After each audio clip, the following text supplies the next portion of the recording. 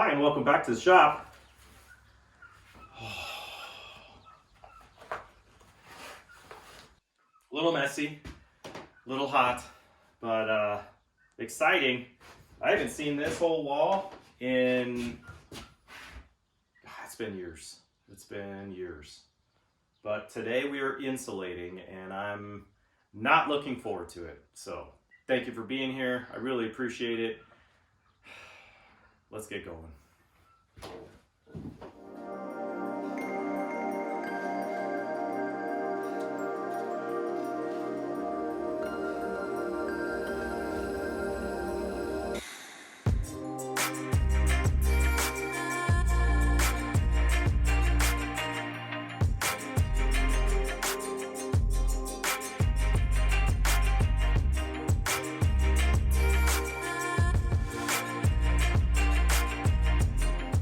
I have these 3 giant rolls of insulation that I got for free from my brother-in-law.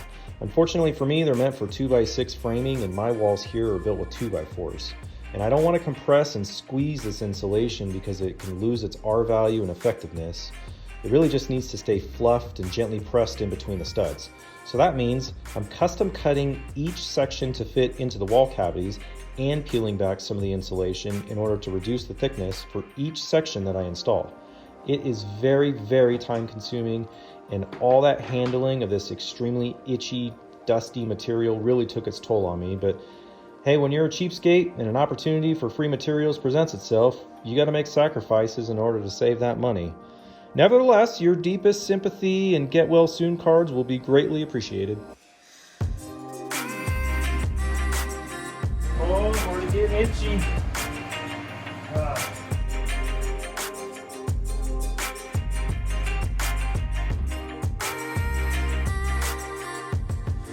Not going to be perfect. Sure, this is completely wrong and a huge waste of time, but hey, grab this for insulation.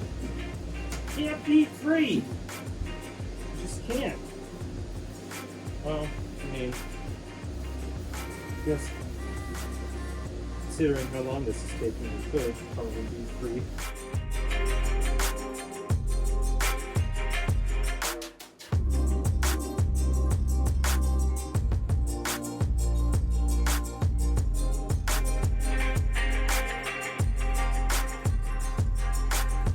You definitely wouldn't want to pay me to come do your insulation. It'd take 10 years, and it'd be wrong.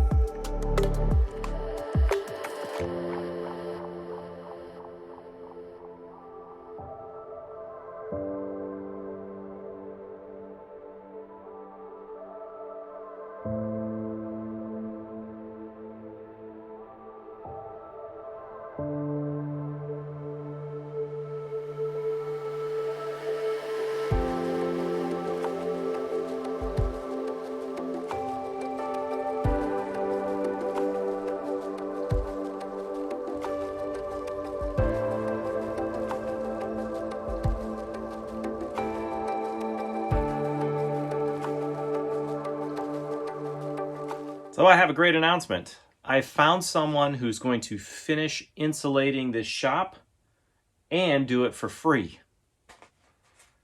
That someone, unfortunately, is me. Let's get started.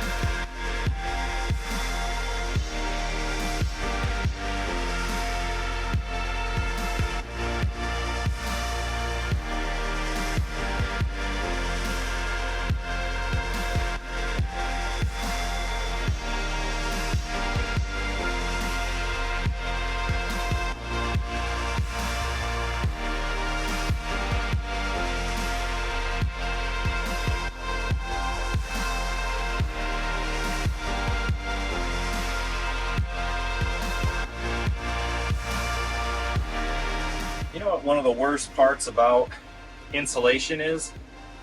Aside from having to wear this stuff,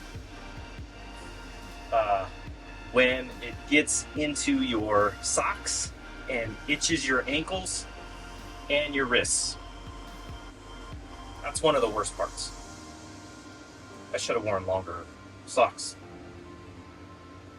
That probably would have helped.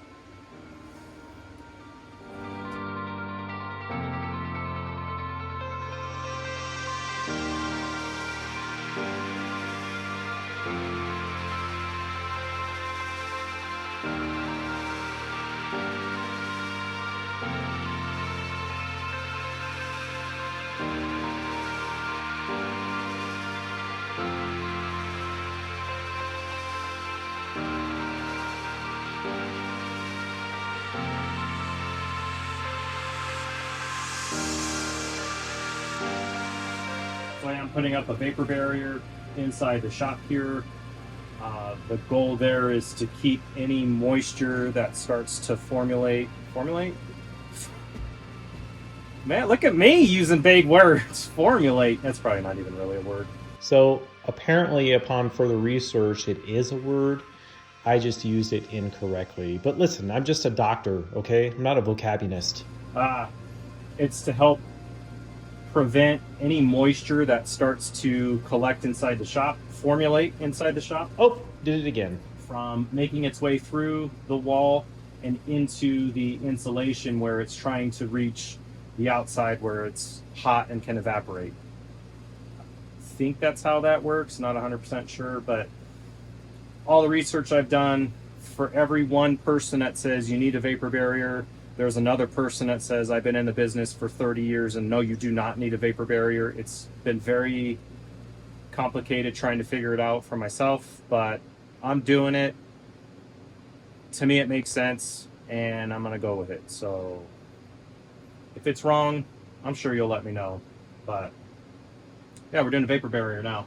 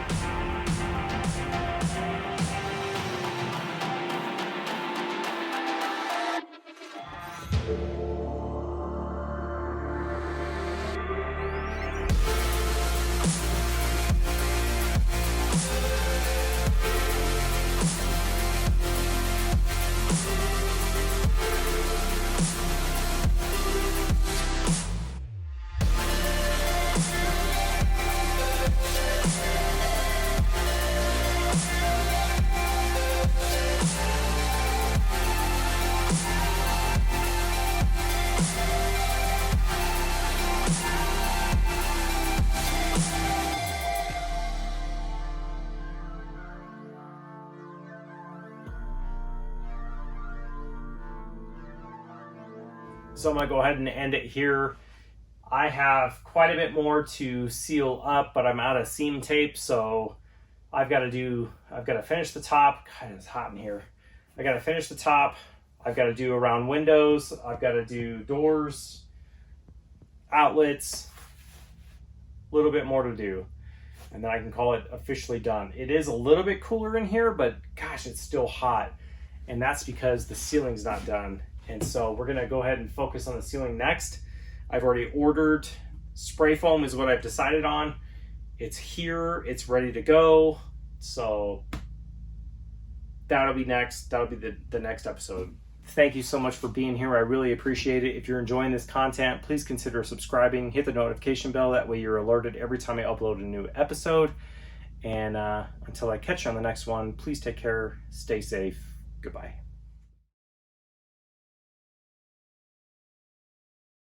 I only have one option for cooling the air in this shop, and so my invention here is this, and it's a bit complicated, so try to pay attention so you don't get lost.